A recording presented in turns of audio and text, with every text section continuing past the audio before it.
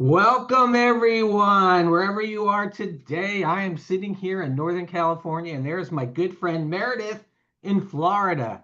So we have both sides of the country, the East Coast and the West Coast covered, and every place in between. Happy and welcome to our webinar today on Supercharge Your Board. And Meredith is your presenter, and I am the moderator. I'm going to look at chat, so I want to see some questions in chat. And Meredith is about to present one of the greatest webinars we've ever done, and I'm happy to introduce her to you. Meredith, take it away. Oops.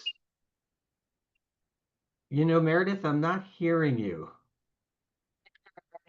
Can you hear me now, Jack? Yeah, sounds good. Yes. Hey, everybody. Good to have you all join us.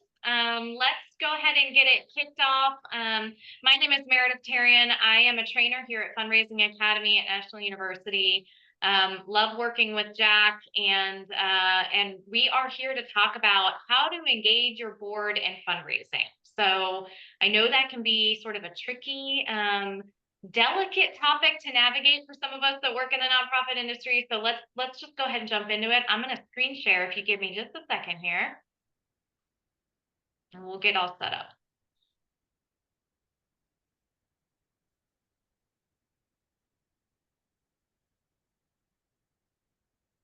Okay. Are we seeing, you guys can see my screen okay, Jack? Yes, okay. Absolutely great. Awesome. All righty. So again, I'm with Fundraising Academy at National University. So we have so many great resources. We focus all on fundraising in the nonprofit industry here at Fundraising Academy. Go check us out online. We have a free online portal that is chock full of resources. And really our signature program here is cause selling. So we'll get into that a little bit more in just a few slides. Jack, you want to introduce yourself? Tell us a little bit about kind of your background. I know it's super interesting. Well, maybe not that interesting, although I will say that I'm glad to work with you, and that makes my life a lot more interesting. And at the Fundraising Academy, I am a trainer and I am a CFRE study group leader, and happy to be here today working with you. I'm sure people are going to get a lot of good information. And of course, if you have any questions, please feel free to put those in chat.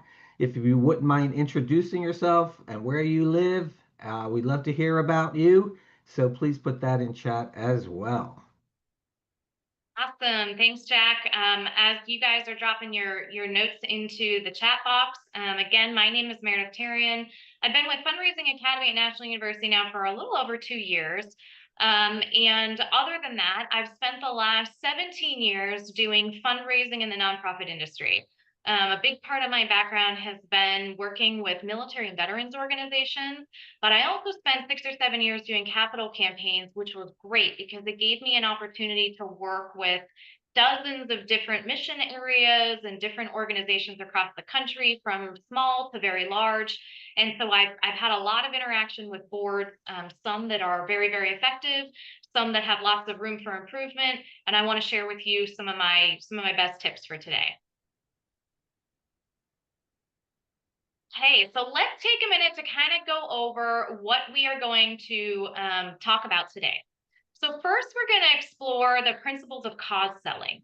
So cause selling is a relationship-driven approach to fundraising. I'll talk about it in a lot more detail here.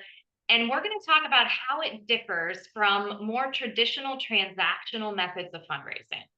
So this shift of cause selling can really kind of change how your board members think about fundraising. We're also going to talk about the common roadblocks that board members face when it comes to fundraising, things like fear of rejection or feeling unprepared. And I'll help to share with you some actionable strategies to move past those barriers. We're also going to look at how to align each board member with a fundraising role that really plays on their strengths. So not everybody has to be the asker, and we'll talk about that in more detail. And finally, I'll share with you some tools that you can give to your board members to help them become effective storytellers and ambassadors for your organization, because when they speak with passion and clarity, it really inspires action for your donors. All right, let's start with a poll. The poll will pop up here on your screen. We want to just get to know you, hear a little bit about like where you come from, monitoring the chat box, but how many years of fundraising experience do you have in your career right now? I'll give you a minute to answer your poll.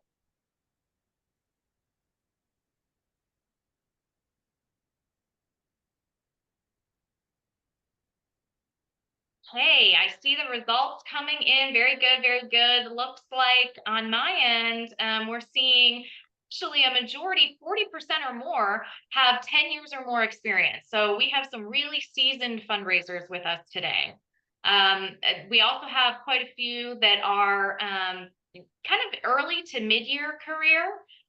So this is really, really great, or maybe I shouldn't say in your career, but in fundraising in particular. So this has a kind of a great spread of experience and backgrounds here that we have joining us today. Oh. You know what's interesting about that poll, Meredith, is that even those with 10 plus years experience, they still are trying to find ways to really involve their board. It's not something that comes pretty easily. So I'm hoping people are going to really pay attention to what you have to say today because you're going to give them some great strategies. You know, that's a great point, Jack.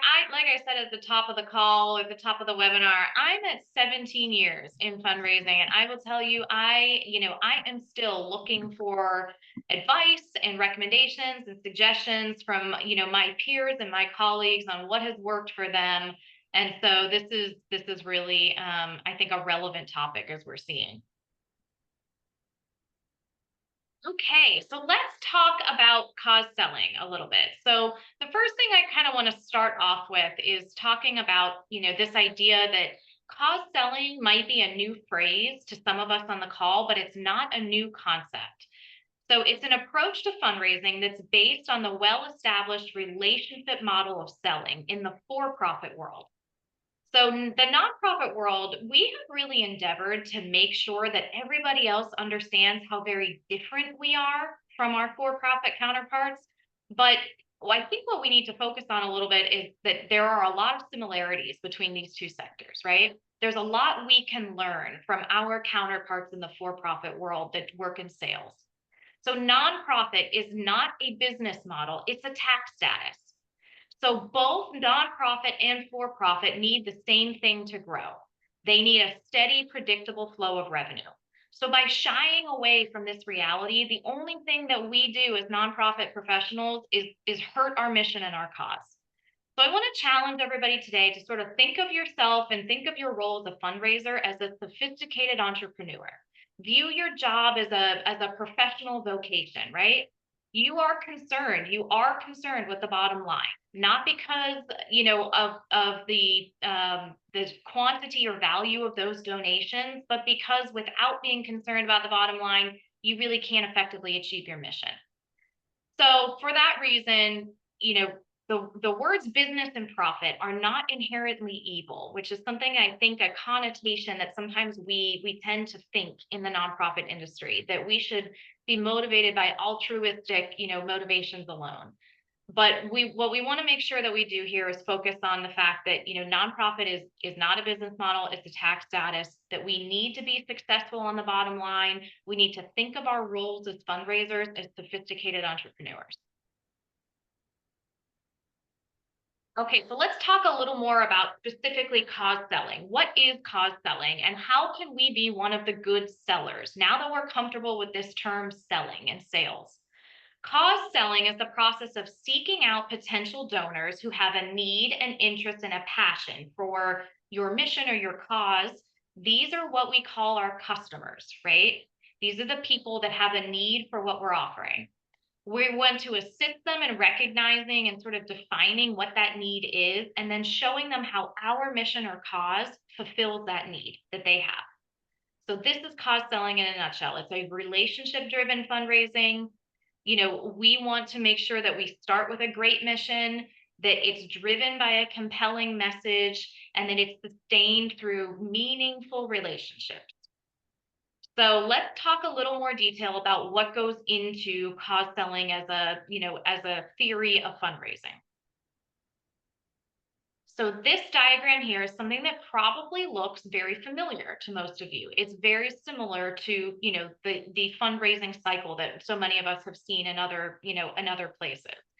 The cause selling cycle includes 8 essential steps.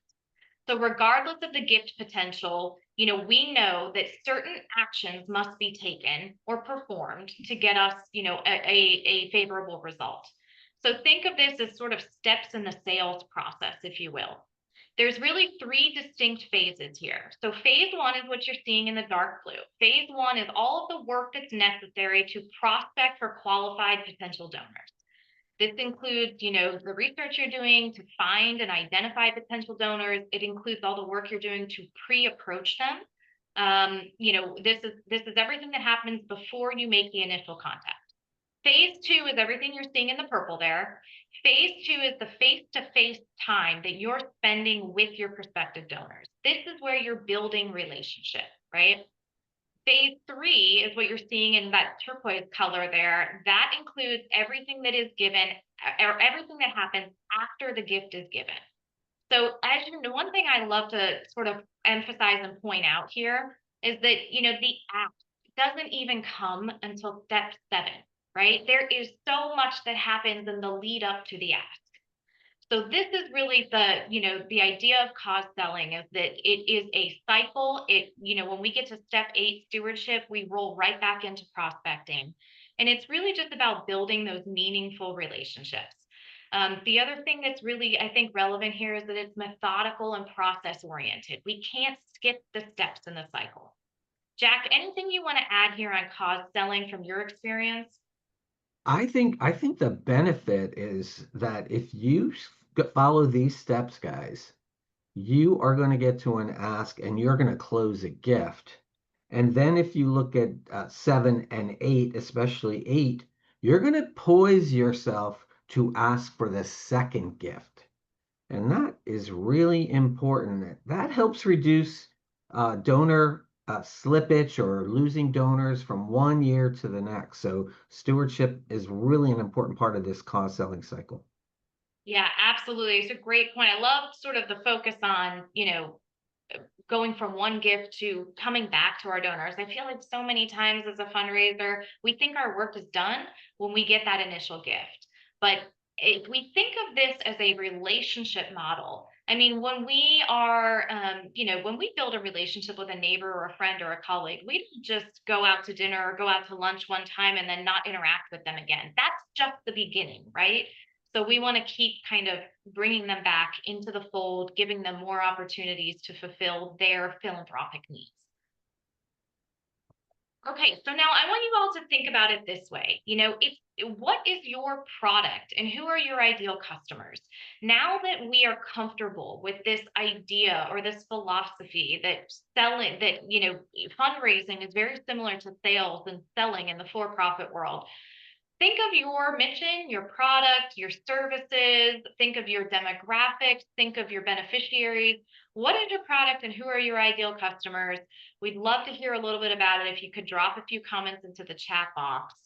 I'll give you an example. Like I said, I've done so much work with military and veterans organizations. I've worked with a number of, colleges and universities that cater to and benefit military and veterans, sometimes active duty veterans. So our product, right, is the student themselves, right? That is what we are delivering for national security. It is, the military member. We are educating them on, in this case, we're providing them and equipping them with the skills to be intelligent and to be sophisticated on the battlefield, right? So that's our product. Our ideal customers are those Americans that are patriotic, right? They want to invest in national security. They want to invest in our military. They want to invest in the next generation of political and military leaders. So those are our customers. So I'd love to see, Jack, if you see anything in the chat box, Sure. call it out for us. Sure. And Meredith, I know that what you just said also applies to our friends in Canada, some of whom are here today on this webinar. I mean, that same investment that we make in the States, the Canadian government also invests in their military. And the thing that I love about your work, Meredith, is how you are really working to help and build those people who put themselves and serve us in so many different areas. And as the son of a military veteran, thanks for doing that.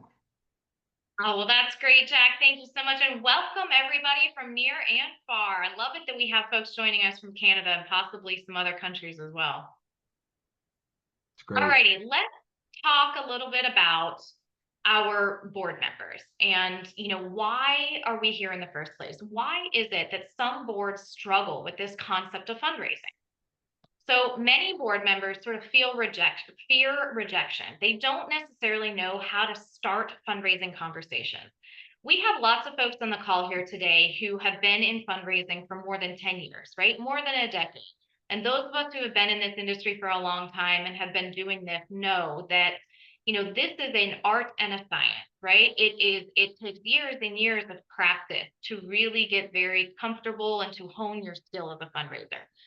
Sometimes our board members are sort of lacking that background, right? They are sophisticated in many other areas. It could be in finance or marketing, or maybe they are business leaders or entrepreneurs, but they don't necessarily have that background in fundraising. So for that reason, there's certain things we can do to sort of help to address some of these barriers to fundraising. So when we talk about, board members and why they hesitate to engage in fundraising, there's a few key themes that come up again and again in our research. First is that fear of rejection. No one likes to hear no. And for many board members, that fear can really be paralyzing. They worry that it could reflect personally on them or their relationship.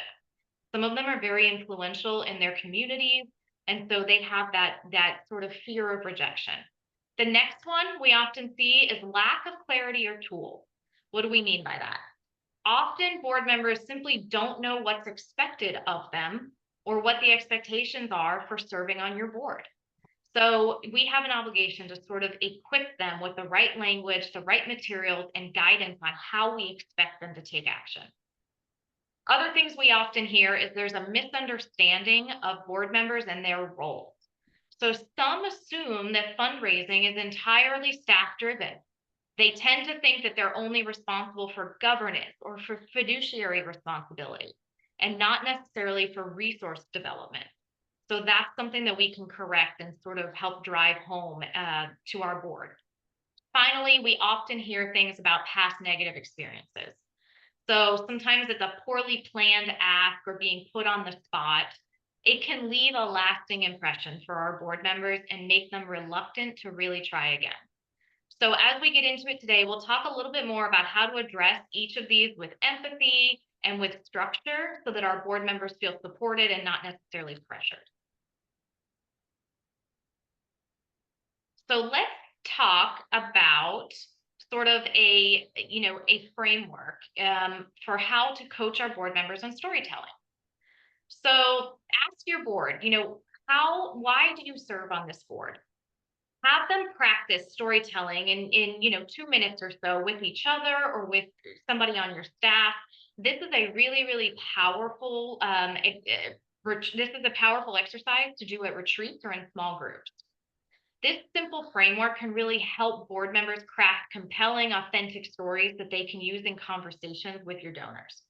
Start with that personal connection to the mission. Why are you on our board? What drew you in? Why do you donate your time and your treasure to this organization and to this mission? Next, have them really talk about why the organization matters right now, right? What is the urgent need or opportunity to make its work relevant to today? Highlight the impact of donor support. So we need to help our board members to really connect the dots between giving and what those real outcomes are. So again, highly encourage you to have your board members do some role play, ask them to tell you why they serve on the board, share a memorable or emotional story. These are the types of things that really connect with donors and help them sort of remember your board member or remember your mission. Jack, any thoughts on Yeah, most you know, powerful stories you've heard from board members? oh, well, for me, I love the stories that board members tell us how they got there, but most importantly, what you talked about is their why. answering their why. I love asking lots of people for why. Why do you make a gift to an organization? Why do you volunteer at our organization? Why are you on the board? Why do you guys work in nonprofits? The why question is so revealing and tells us so much about our board members. And when we learn about them, then we can figure out where they fit best in the whole fundraising strategy of your organization. Right. I love it. I think, so many times we as fundraisers, we direct and think of all of our questions towards our donors, right? We're always thinking about prospecting and approaching our donors and cultivating our donors and fact finding with our donors. But we need to apply that same sort of principle to our board members. Find out what is engaging them. Why do they donate their time and treasure in the first place? That is the most powerful tool you can equip them with, is helping them to really articulate that to your donors. So let's do a little bit of a community share on this very topic. So I am curious, what is the criteria for serving on your board? Let us know in the chat. Do you have a requirement for your board members to have a mission connection? Great question. And I'll monitor chat, so please come on, guys. Let's hear from you. What is the criteria for people who serve on your board? Jack, what is your opinion on this one? Is this like a must-have? Is I it think like a it's necessity for an I organization to have a I personal connection? I think it's really necessary, and I think it really is important. So, Deborah, I think that's how you pronounce her name. There are no board requirements. Kara, I know Kara. There are board requirements, and they also must be recommended by a senior board member and submit to a thorough vetting. I love that.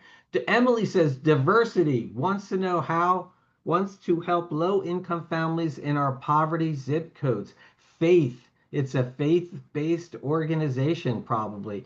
Janet, my old friend, we asked that the board members have experience in our school district. Calgary Catholic School District can be a retiree, alumni, or parent. I love that. That's some criteria right there. They all also must be aligned with our faith. Rebecca, love it. Believe in the mission. I think mission is so important. Thanks for bringing that up, Rebecca. Come on, guys. Anybody else? What is the criteria for serving on your board? Mission alignment sure is one. Faith alignment, if you're a faith-based organization. I would imagine, Meredith, in many of the organizations you work with, they have to believe and care about veterans and Yeah. veteran organizations. Yeah. You're exactly right. And I mean, so many times we think about we like this term, this topic of give or get policy is something we're all familiar with, right? Like we think of our board members and we want them to, we want to make sure we're very, very clear that there's an expectation that they're giving and that they're helping us to bring other folks in the tent. But this is a really interesting sort of concept or topic here, is this idea of, is there a requirement that is articulated when folks join your board that they have a mission connection? Yep. So, in the example of the organizations I work with, should it be a requirement that you're a retired, military or veteran, or that you served your country at one point? Should it be required that if you work with let's say you work in healthcare, maybe the American Cancer Society or something like that, should it be required that you have a personal connection to cancer, or a loved one who's had cancer, or something that Mhm. has touched you personally? Right. So I don't know if there's a right or a wrong answer here. It's an interesting sort of idea. And when we talk about, the first thing we talked about with engaging our board members is getting them to think about why they're on the board. You could build a compelling argument that maybe it's really critical that you have a mission connection. Yeah. And a couple people in chat. I love Chris. Chris, this is an interesting comment. We are on our initial startup board, but alignment with mission was required. Initial startup board. She has the world open to her. She could tell Yeah, them anything, right? that's She right. could You got a get blank them. slate there. Yep. Yeah. She has a blank slate there. And of course, Christy, my good friend from Los Angeles, must be Christian and have to have an interest in helping the homelessness issue in Los Angeles. Of course, yeah. Why would someone get on a board that is working to mitigate homelessness and not be interested in that issue. That's exactly right. Well, these Yeah. are great answers. I also love to kind of hear all of the spread of mission areas that we have. Everything from, religious, religion focused missions to military and veterans to healthcare and some of the other ones, homelessness, everything we've kind of seen in the chat. So this is great. All Nice. right, let's keep going. Let's talk a little bit more about it, how to align what we do with our board with their strengths, right? So not everybody on your board has to make the ask. So there are ways to participate in fundraising without necessarily asking for money. Fundraising is a team sport. Some people are really great at making introductions. Some people are really great at writing notes or hosting events. Some people are great at entertaining. So meet your board members where they are. The key to engaging board members in fundraising is reminding them that they don't have to necessarily ask for the money. They can support fundraising in other ways without a direct ask. Help them see a variety of sort of roles that they can play. We listed a few for you here. Things like connectors are people who introduce the organization to new people. You could have storytellers who share the mission and share their testimonials, who share their stories. You can have hosts who bring folks into their home, open up their home to host people, or maybe they are great at planning events and bringing guests to events. You can have door openers who schedule meetings. Oftentimes in fundraising, it's really hard for us to get through the gatekeeper, right? So if we identify a potential prospect, how do we get a foot in the door? Maybe there is someone on your board who has that skill set, who is well connected, who can open doors for you. And finally, don't underestimate the stewardship part, right? So thankers, we need people on our board who express appreciation to our donors. So using a fundraising menu to offer options can be a really great way to sort of set the tone with your board that everybody can participate. Yeah. These like fundraising menus can outline specific, bite-sized ways that board members can contribute. Yeah. And Meredith, probably the best place to offer that menu is in a board agreement that board That's right. members, yeah. So you might list all the different ways that they can participating in fundraising, but not only fundraising, in a board agreement, how they participate on committees, how they participate in connecting, Yep. storytelling, hosting events, whatever it is that you want them to do. And let them pick which of these things that they like in that board agreement, and then you take that agreement and run with it with that board member. I love, love, love, Jack, that you referenced this idea of an actual agreement or contract, or like just a job description, if you will, right? So we want our board members to really be engaged. So, don't be shy about writing it out, about giving them an agreement up front that says, this is what we're asking of you, this is our expectation. These are the resources and tools and support that we'll provide you as the organization, but this is really what we need from you to help us. Nice. You know what, Meredith, two comments that I want to bring to your attention. One is Yep. by Kara. Board agreements and annual performance reviews are questions to answer in your GuideStar profiles. Love that, because who's looking at GuideStar profiles? Foundations, corporations, and major gift donors. So thanks for that, Kara. Elizabeth, this is so helpful. Just got off a call with the fundraising committee, and it seems like some folks were raising their hands for these roles. Follow up with them and get them on board, get them to sign an agreement that they're going to do those roles. Great comments, guys. Keep them coming. Yeah, this is great. I love that. I love that people are like seeing this, hearing this, already experiencing this in their calls. Yeah. All right, let's do another community share here. Do you have a board orientation? And if so, what kinds of resources or trainings do you provide to your board? This is a really relevant question given the comment we just saw in the chat box about GuideStar, right?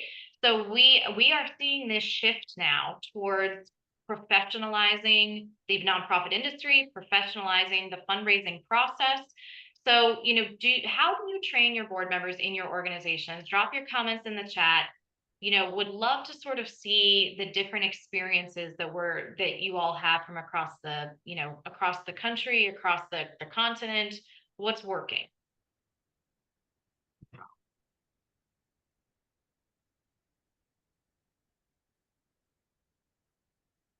I worked with an organization, Jack, one time a couple years ago that this is where I kind of learned this idea or this strategy of creating. We had what we called a board binder.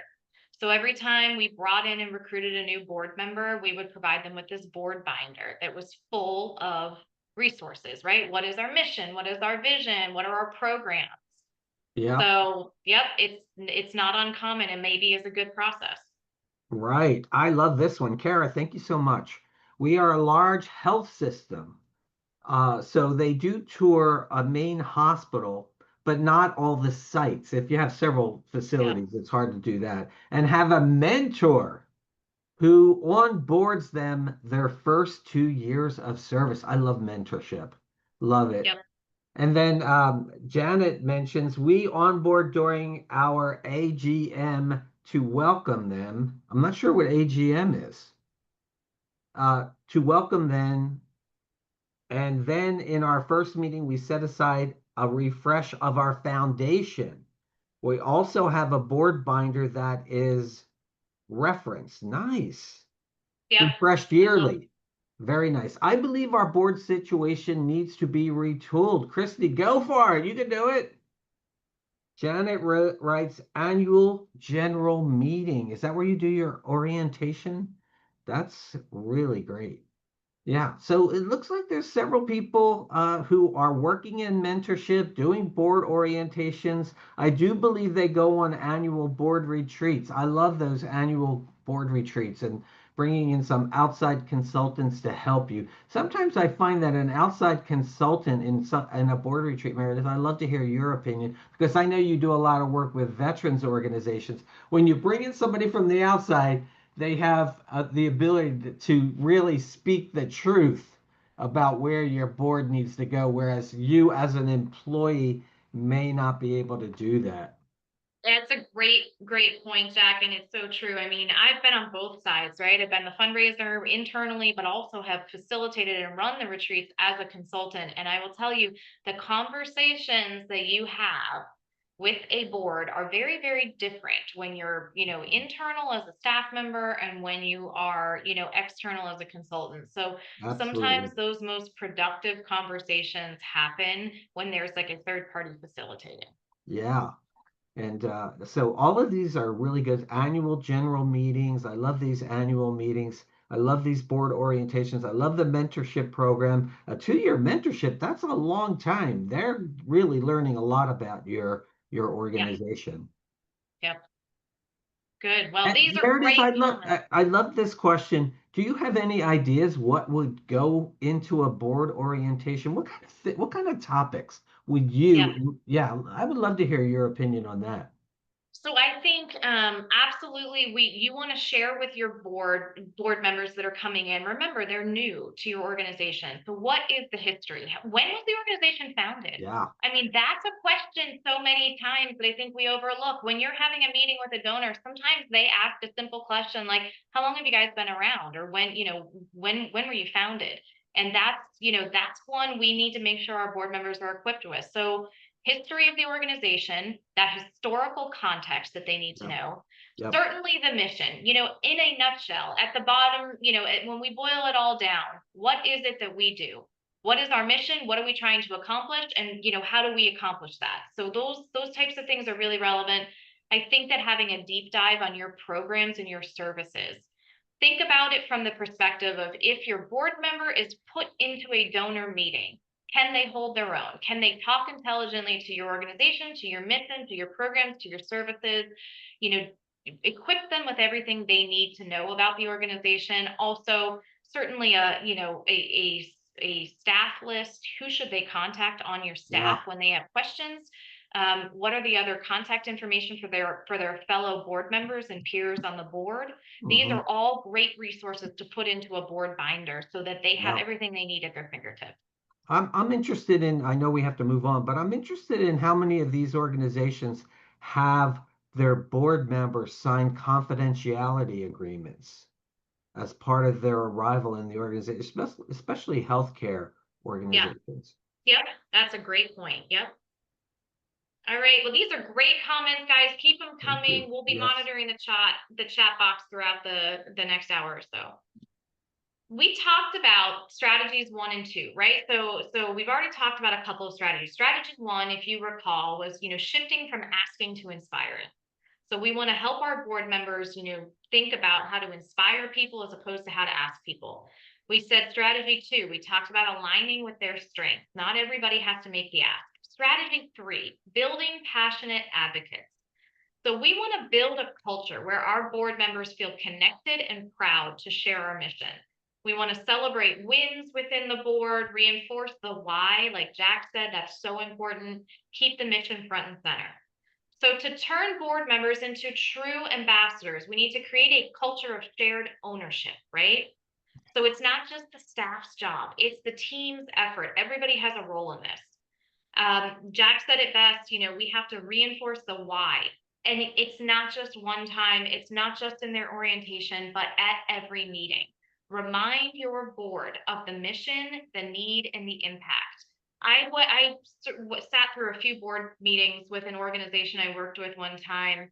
They started every board meeting at the top of the hour every time with an impact story or a mission story. So sometimes they would bring in like a testimonial, somebody who could come in and talk for the first 20 minutes about, I just want to share my story and how I benefited from this organization. Sometimes it was something that they could read out or something that the chairman of the board could share. But I think it's a great policy is to start every meeting at the top of the meeting with an impact story. It helps to keep your board connected and motivated. Make it a habit to celebrate wins. So if you're asking your board members to participate in fundraising, then acknowledge them publicly, right? Make sure everybody knows who helped you, who participated. Make sure everybody knows, the wins that you all have as a team, big and small. And then also share donor feedback and success stories. That's kind of like starting with the why at the top of every meeting, but share those, donor feedback and success stories. And then, of course, offer coaching. This part's really important to your board. Offer encouragement, offer coaching consistently, not just during your one annual retreat. If you work in fundraising, maybe you're the chief development officer, maybe you're the development officer, if you work in the department, perhaps you're the executive director of the organization. Pick up the phone and call your board members, check in with them, and offer that ongoing support to keep them energized and engaged. All right, so let's start with talking about the why. I love this quote. I shared it here. People don't buy, and the reason I chose this one is because we're talking about selling, right? Cause selling, this whole concept that we are selling our mission, our products, our ideas, our services. People don't buy what we do, they buy why we do it. The focus has got to be on the why. That part's really important. So let's talk a little bit about sort of the psychology of our brains, right? The power of our brain, what makes people give, right? So our brains are really, really amazing, right? They are designed to synthesize and our conscious experiences of the external world. And this means that in some ways we do not experience the world necessarily, but rather we experience our version of the world. So have you ever heard the old adage that, perception is reality? That's really what we're talking about here. If you aren't convinced, think about this. So Apple is Apple. The company Apple is only Apple because Steve Jobs convinced us that we need a lot of money to do things with his products, right? So another example is Starbucks, a company that made it almost socially acceptable and even trendy to spend $7 or so on a cup of coffee, right? So what we mean by all of this is that we need to help influence our donors to think about and influence our board members to think about why they're participating in this. Why are they engaged with your organization? What perception do your donors have about your organization? These are all really, really important things that influence a person's mood and their attitude and their self-image, right? They all relate to what encourages or motivates people to give. So perception, mood, attitude, self-image, all of this sort of relates to what motivates our people to give. Nice. All right, again, on this topic of mood, attitude, and self-image, our mood, what are we referring to here? The current mood of like your donor, the community, or even the country can play a role in our donors' perceptions. We see this a lot right now in this political climate, right? We are hearing all the time that the political climate is affecting fundraising, it's affecting people's willingness to give. We're seeing it on the housing market, all of that. So again, mood has a role to play in donors' perception. Attitude refers to, again, what we talked about previously with perception. When you break it down, attitudes are just habitual patterns of thought and responses to stimuli. So over time, those attitudes become automatic, and it requires us to think about a situation and how we react to it. And then for our donors, self-image is an individual's, unique and personal appraisal of themselves. So some people, are looking at how their life is being affected by, again, the country, the political climate, and how at the end of the day, does your organization, does your mission, do your services, do your products, whatever it is that you are selling to your donors, how does it make their life easier? These are the things that we need our board members to relay to our donors.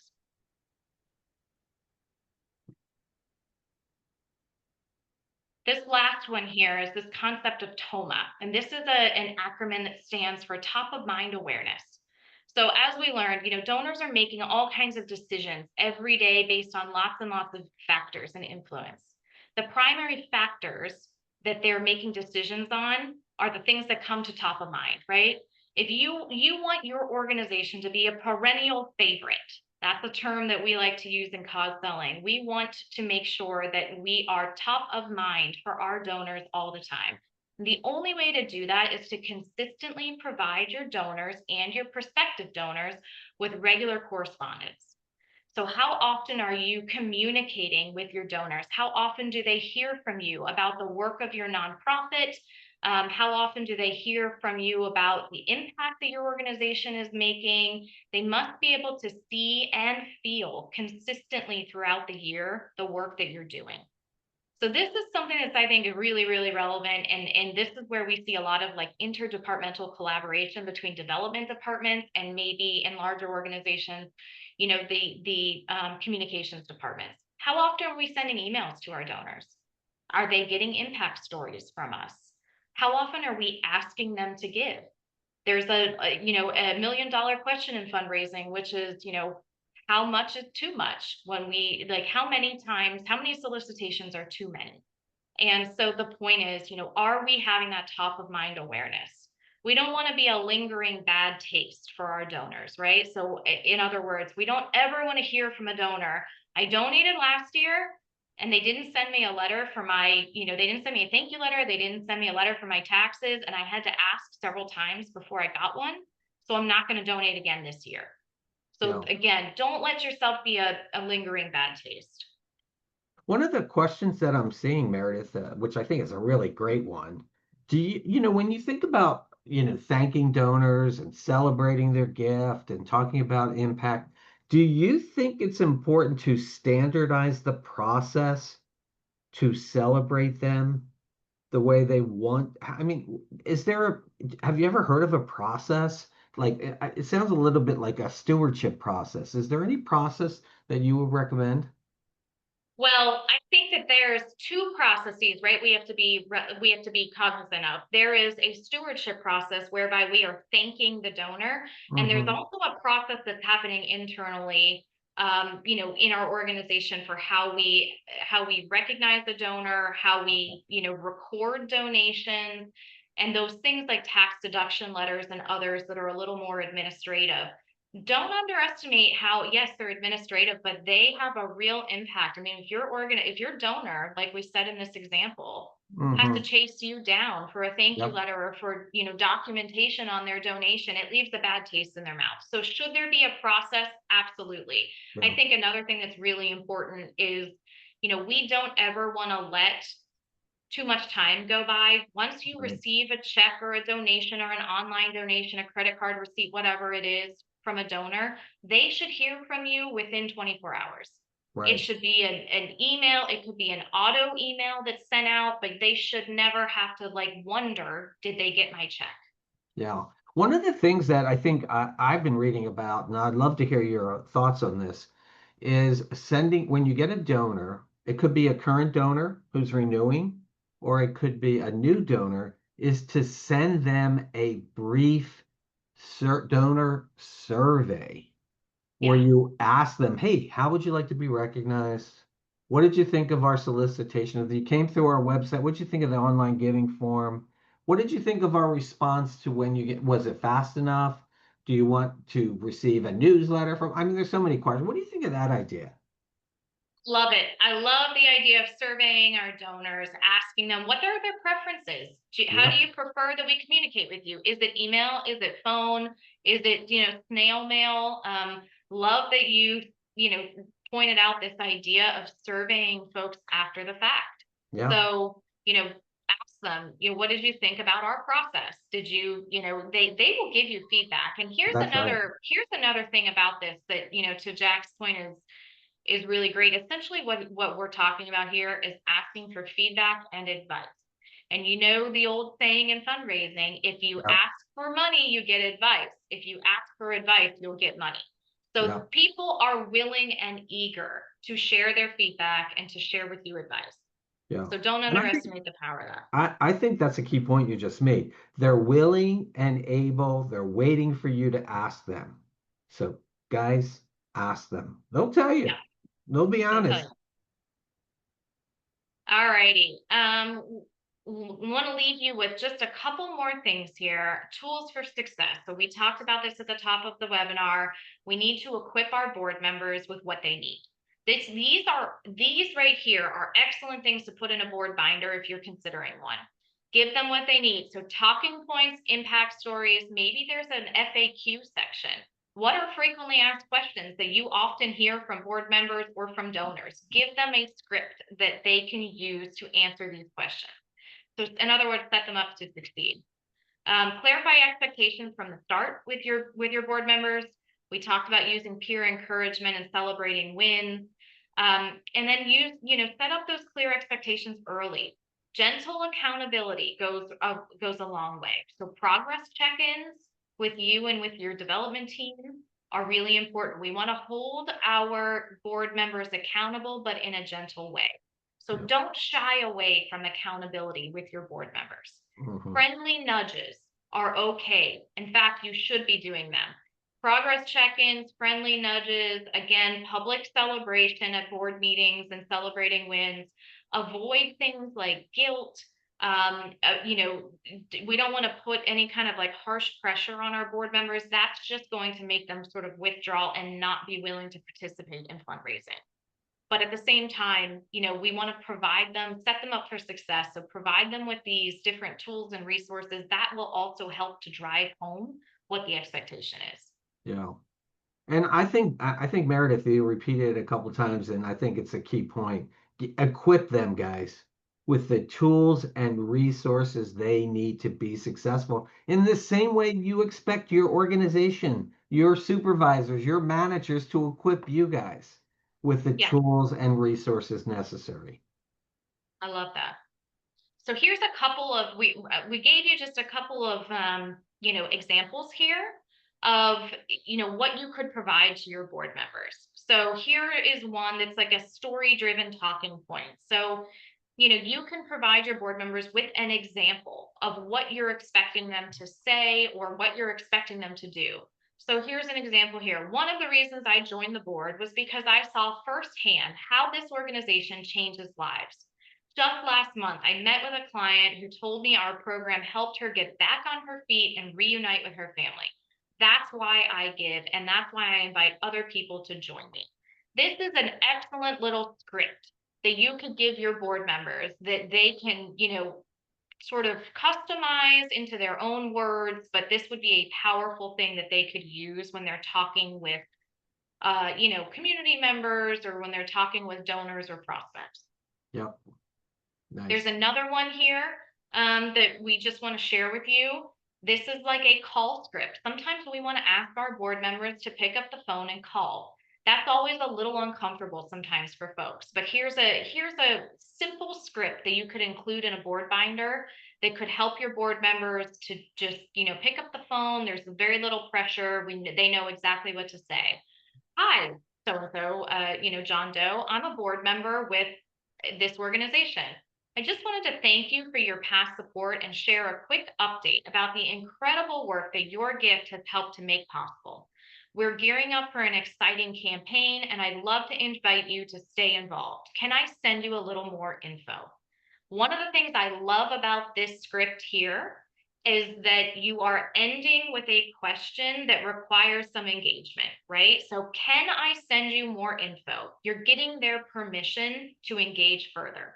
And most people are going to say, yeah, sure. Let me share with you my email address, or I'd be happy to read whatever you send over.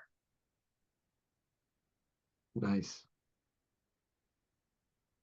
All right. Well, we are coming up on the end here. We got a couple minutes left. Want to leave some time for questions in the chat box. Let's do a quick sort of recap on what we talked about over the course of the last hour or so. So remember, fundraising is not just about asking, it's about sharing passion and inviting people to invest in your mission. So if you want to shift the perspective here from asking to inspiring, that's going to make a really, really, impactful result here. It's going to move the needle more than just asking.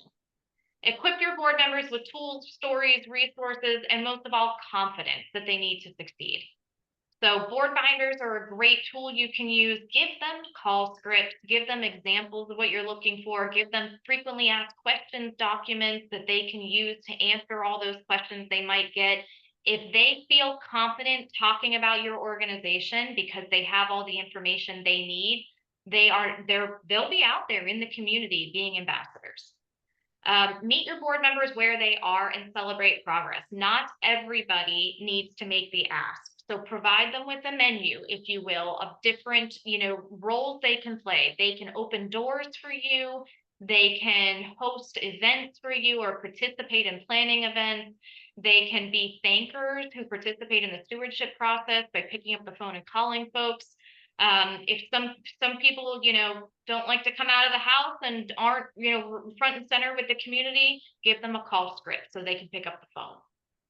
And then finally, understand that a mission-driven, empowered board is your greatest fundraising asset. I will tell you from experience, I've worked with dozens of nonprofits, both as a frontline fundraiser and also as a consultant. And the most effective organizations with the most effective annual revenue, budgets are the ones that have really engaged, empowered boards. A good board can make or break an organization. But that culture doesn't just happen haphazardly. Oftentimes it starts with the organization and the staff members who sort of equip the board with clear expectations and tools and resources they need to be successful. Nice. All right, so we have a couple minutes left. Jack, do we have any questions, comments, anything like that in the chat box that we didn't get to?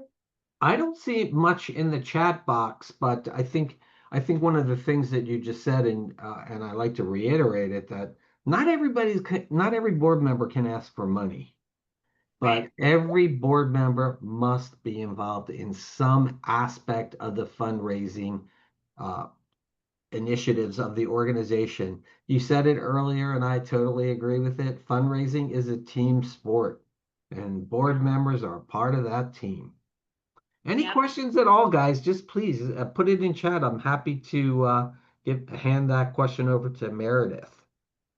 Awesome. Well, while you guys are working through the chat box, drop your questions in there. We'll make sure we review them. I want to share with you some resources from Fundraising Academy that you can, if you enjoyed this webinar, if you found this to be, helpful, check out our other content. We've got, dozens of webinars. We've got informative blogs that we publish on a monthly basis.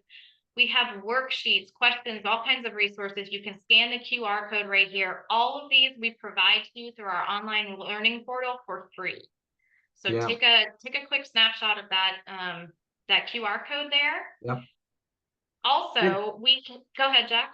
I was going to say, and I know at least 3 people on here are recent CFREs.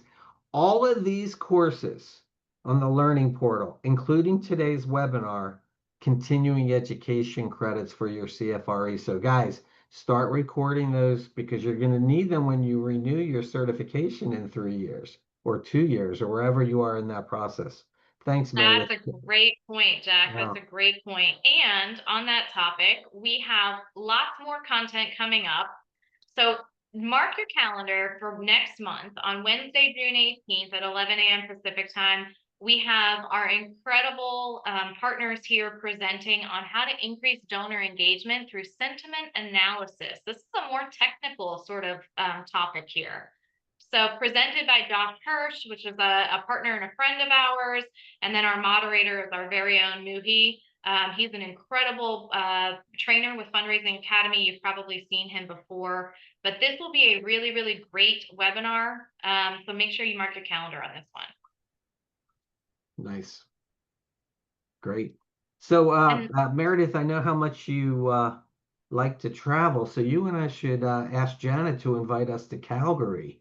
I've never oh my been. God, we should. Yeah, well, I've never been to Calgary. Janet, when are you going to invite me up there? And Meredith and I. How do you receive credit for the on-demand webinars for CFRE credit? Jessica, great question. You should be recording in your CFRE. When you go to the CFRE.org website, they will have a thing that you could do to record your credits. You should record it there. So be sure to do that. Laugh out loud. Oh, I have been percolating the idea of getting you up here. Well, make sure Meredith, because I know how much she loves to travel, make sure she is with me in that. Janet, I would love to come up there. So, yeah, just let's see what other questions are out there. Let me see. Not seeing any questions right now, but uh, listen, guys, Christy, thank you for attending. We love the fact that you are here, and thanks for all the information and being a part of today's webinar. Any other questions? Any comments at all? Yeah, drop them in the chat box, everybody. In Here, the here. meantime, go ahead, Jack. I'm sorry to interrupt. What recommendations do you have for small boards, organizations who feel they are spread thin? Would you change anything, Meredith, on this webinar for the small board, or would you add anything? That's a great question.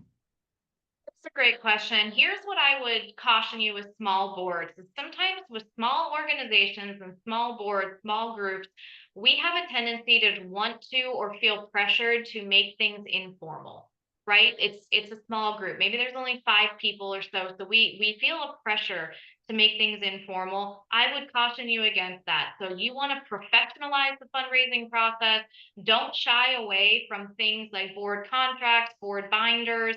Your board members will really, really appreciate that. So I would encourage you to really take what you learned today and put it into practice, even though it's a small group, a small board. Yeah, this one final question. Often grantors ask about percentage of board giving, but not everyone is in a position to give. Should we perhaps qualify the value of volunteer hours? Quantify, I think, is really what they're, using their hours as a gift in terms of the cash value of it. Okay, so this might be an unpopular opinion, and Jack, I'm curious about yours, but here's what I'll say on this one. You should have 100% board giving. You don't set a minimum, so everybody can give something, Right. and if they're on your board, they should be giving. So Yep. they're not, these grant applications are not necessarily asking you how much every board member is giving. They just want to know that every single board Right. member has made a financial contribution. So that could be $5, it could be $10, it could be $1,000. But Right. I would absolutely really encourage and stick with the expectation of 100% board giving. I totally agree with that. I mean, it could be a dime. It could Yes. be a dollar. I always like to use the example of a donor who visited a capital campaign at a at a healthcare facility, a hospital, and he asked me, we were asking him for $10 million. And he asked me, what percentage of your board makes a gift? I said 100%, and he was happy. If I said 50% and then tried to qualify it. We see what we get volunteers or they do this or do that. Why would anyone give to an organization whose major stakeholders, the board, don't make a gift? It doesn't matter the size of the gift, people. It just matters that they make a gift. It could be a nickel, you know? Totally agree. Yeah. Totally agree. So, Well, this is great. We so enjoyed having everyone here. Last couple things I want to leave you with is check out our brand new fundraising essentials certificate. This is the Fundraising Academy. It's a flexible modular course that you can do asynchronously from the comfort of your home. It provides you with a 125-hour certificate. These are eligible for CFRE credit. This is just an incredible way to deepen your skills as a fundraiser. Scan the QR code here if you're interested, and something that we highly encourage you to consider doing. For those of you who left comments and questions in the chat box, we love that. If you think of anything additional, scan the QR codes here. This will take you directly to my contact information and Jack's contact information. We are happy to answer questions as they arise after the fact. So we want you to stay connected with us. You also can see our link here for LinkedIn for Cause Selling and Fundraising Academy. yes. Meredith, great job. Thank you so much. I'm sure people are going to go right back to their board and start implementing some of those strategies you talked about.